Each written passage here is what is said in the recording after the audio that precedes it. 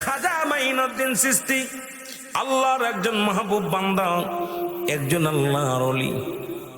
দেখে মন্দিরের মধ্যে একটা মেয়ে কান্নাকাটি করে, রক্ত ঝরে। এই রক্তগুলো দেবতার গায়ে লাগে গেছে। ভিতরে মন্দিরের ভিতরে গেলেন খাজা মাইনুদ্দিন চিশতি, যা দেখে প্রতিমাগুলো দাঁড়ায় দাঁড়ায় আছে। মেয়েরে ডাকতে বলে, মেয়েরে তুমি কান্দো কেন? তোমার গায়ে রক্ত কেন? মেয়েটা বলে, হুজুর, আমার বাপ দাদা সারা জীবন পূজা করে মন্দিরে আইয়া প্রতিদিন দুধ পান করে আমি সকাল থেকে দুধের পাতিল নিয়ে বসে আছি। বড় দেবতা খায় না, মেজ দেবতা খায় না, ছোট দেবতা খায় না। আমিও প্রতিজ্ঞা করছি যতক্ষণ পর্যন্ত আমার দুধ খাবে না আমিও মন্দির থেকে যাব না। জোরে বলেন আল্লাহু আকবার। যাব না, তাই নি। আল্লাহর ওলি খাজা মাইনুদ্দিন বড় মূর্তির কানের মধ্যে ধরে দিয়েছে টান, দুধ খা। সুবহানাল্লাহ, আরো জোরে। আল্লাহর ওলিদের পাওয়ার কেমন রে ভাই, আল্লাহর ওলিদের ক্ষমতা কেমন একটু যাই না লাও। খাজা মাইনুদ্দিন কানের মধ্যে টান দিয়ে বলে, মূর্তি, ওই দেবতা দুধ খা। মেয়েটার কপাল দিয়ে রক্ত ঝরে, তাড়াতাড়ি খা। মূর্তি কয়, হুজুর বিয়াদবি মাফ চাই, খাইতেছি, দেরি করব না। জোরে কন্যা সুবহানাল্লাহ। আস্তে কইতেন নি, আস্তে কইতেন নি।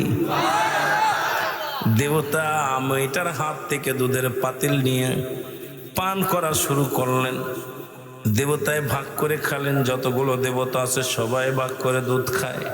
খাজা মাইনুদ্দিন কয়, মারে আর কান্দিস না, তোর জীবন ধন্য, তোর দেবতায় দুধ পান করেছে, তুই চলে যা। জোরে জোরে বলেন মারহাবা।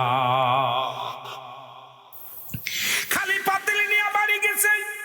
বড় পণ্ডিত ডাকতে কয়, মারে দুধ কই?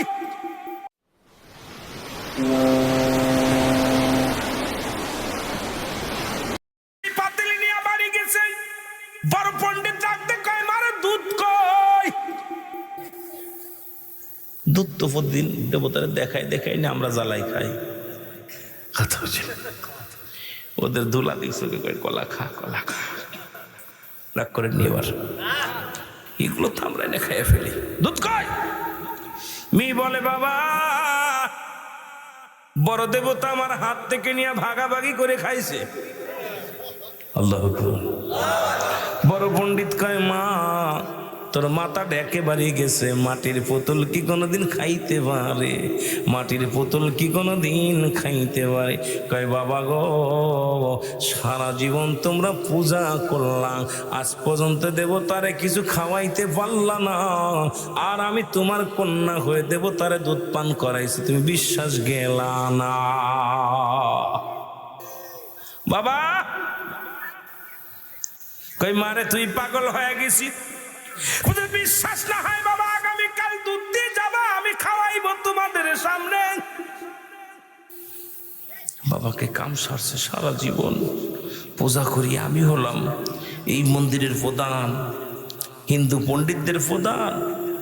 এখন তো মন্দিরে যায় দেবতায় দুধ পান করছে, এই কথা যদি লোকজনে জানতে পারে, আমার তো জীবন শেষ, ইজ্জত সব।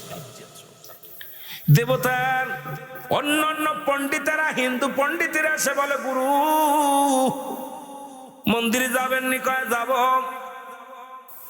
কয়, শুনছনি আমার মেয়ে দুধ পান করাইছি বড় দেবতা, মেজ দেবতা, ছোট দেবতারে। পণ্ডিতরা কয়, আপনার মেয়ের মাথাও গেছে, আপনার মাথা গেছে, সারা জীবন পূজা করলাম, জীবনে মন্দিরে আজ পর্যন্ত কোনো প্রতিমারে আমরা খাওয়াইতে পারলাম না, আর আপনার মেয়ে খাওয়াইছে কথা মানতে পারলাম না। নিশ্চিত আপনার মেয়ের মাথা দিয়ে রক্ত বাইর করে, নিশ্চিত কোথাও কোনো অপকর্ম করছে। এটা ঢাকার জন্য আমাদের কাছে বলছেন, দেবতার কাছে মাথা ঠুকায় ঠুকায় খাওয়াইছে। যদি বিশ্ব তোমার মেয়ে যদি সতী সাথী হয়, প্রমাণ করো আগামীকাল যদি দেবতায় দুধ খায় তাহলে মনে করব তোমাদের কথা সত্য, তোমার মেয়ে সতী সাথী না হয় মনে করব ব্যভিচারিণী অন্যায়কারিণী। জোরে জোরে চিল্লায় বলা যাবে না আল্লাহু আকবার। পরের দিন দুধের পাতিল নিয়ে রওনা হয়ে গেছে মন্দিরে। মেয়েটা পাতিল নিয়ে রাখছে বড় মন্দিরের কাছে নিয়ে বড় দেবতার কাছে খা। দেবতা কথা কয় না, মাথা নাড়ে না। মেজোডারে কয় খা, কথা বলে না। ছোটডারে কয় খা, কথা বলে না, কথা বলে না। এবার মেয়েটা রাগ করে বলে খাবি কি খাবি না। এবার বড় পণ্ডিতের সবাই বলে পণ্ডিত সাহেব আপনার মেয়ে একটা ভণ্ড প্রতারক, আপনি একজন মিথ্যুক, মাটির পুতুল দুধ পান করেছে, আমাদেরকে কি বুঝাইতে চান? মেয়েটা বলে দেবতা রে আমার বাবার ইজ্জত যায়, আমারও ইজ্জত যায়, দুধ কি পান করবি না হয় গতকালকে যিনি কানে ধরে টান দিছে তারে ডাক দিবনি। জোরে জোরে চিল্লায় বলা যাবে না মারহাবা। দেবতা কয় মা মারে ওরে ডাকা লাগতো না, দুধের পাতিল দাও। মারহাবা কইতে সমস্ত পণ্ডিত কয় সর্বনাশ, এ তো খালি দুধ পান করে নাই, মাটির বোতল কথা কয়। সারা জীবন পূজা করলাম কথা বলে না, খায় না, আজকে দেখি মাটির বোতল কথা কয়। কয় মারে ডাকা লাগতো না, ওরে আর ডাকিস না, খুব কড়া মানুষ, দে ভাগ করে খাইতেছি। এ দেবতা খেয়ে দেবতারে দেয়, ও দেবতা খেয়ে ও দেবতারে দেয়, ভাগ যোগ করে এক পাতিল দুধ শেষ করে ফেললো। আল্লাহু আকবার বলে বড় পণ্ডিত ডাক দে কয় মারে এত বেল যত বুঝাইলি কোন দেবতা কথা বললো না, কার কথা বললি যে তারে ডাক দিবনি? দেবতার জবান খুলে গেছে, কয় মাগো ডাকা লাগতো না, পাতিল দাও। বলো মাগো সে কে? মেয়ে কয় বাবা আমি চিনি না, তবে একটা দাড়িওয়ালা টুপিওয়ালা পাঞ্জামিওয়ালা গায়, এই পাগলটা রাস্তা দিয়ে যাইতেছিল গো বাবা। আমি যখন দেবতারে দুধ পান করানোর জন্য চেষ্টা করেছিলাম, ব্যর্থ হয়েছিলাম, তখন ওই পাগলটা এসে বলল, ওই পাগলটা আল্লাহর পাগল, এসে বলে দেবতারে দুধ পান কর। মেয়েটা অনেক কষ্ট করে কানে ধরে, তখন সব দেবতা পান করেছিল দুধ গো বাবা। আজকে তার নামটা বলার সঙ্গে সঙ্গে সব দেবতা দুধ পান করে নিছে বাবা।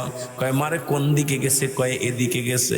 যাইতে পণ্ডিতেরা কয় চল যে দেখিয়েছি এই লোকটাকে, যায় দেখে এক জঙ্গলের মধ্যে একদিন নয় দুদিন নয় ওরে খাজা মাইনুদ্দিন চিশতি কত কষ্ট সাধনা করছে জঙ্গলায়, পেটটি ভরে কোনোদিন খায় নাই, কোনোদিন ঘুমায় নাই, আল্লাহর প্রেমে এমন পাগল ছিল, এমন সাধক ছিল, এই দুনিয়ার কোনো মুখাপেক্ষী নয় আমার আল্লাহর পাগল। যাই নামাজের মধ্যে বসে ডাকতে বলে আমার মালিক,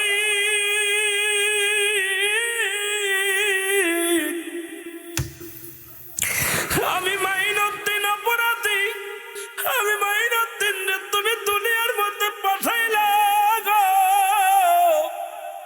ঠিক মতো তোমার গোলামি করতে পারি না, দাসত্ব করতে পারি না, তুমি আমারে ক্ষমা করে দাও গো আমার আল্লাহ। হিন্দুরা যায় দেখে খাজা মাইনুদ্দিন দরজার পাশে দাঁড়ায় আছে গভীর জঙ্গলের মধ্যে। শত শত হিন্দুরা খাজা মাইনুদ্দিনকে ডাকতে বলে, খাজা মাইনুদ্দিন শোনো, আর একটা মিনিট আমরা হিন্দু থাকতে চাই না, আমরা দেবতা পূজা করতে চাই না। যার ভয়ে মাটির দেবতা কথা বলে, যার ভয়ে মাটির দেবতা দুধ পান করে, তুমি আমাদের তওবা করায়া দাও, আমরা আজ থেকে মুসলমান হয়ে যাব। খাজা মাইনুদ্দিনের কাছে শত শত হিন্দু পণ্ডিতেরা কালেমা পড়ে মুসলমান হয়ে গেছে। লা ইলাহা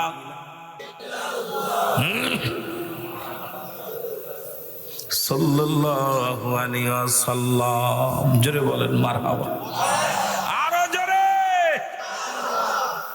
এই জন্য আল্লাহ ওলিদের কাছে আসে ইলহাম, নবীদের কাছে আসে ওহী।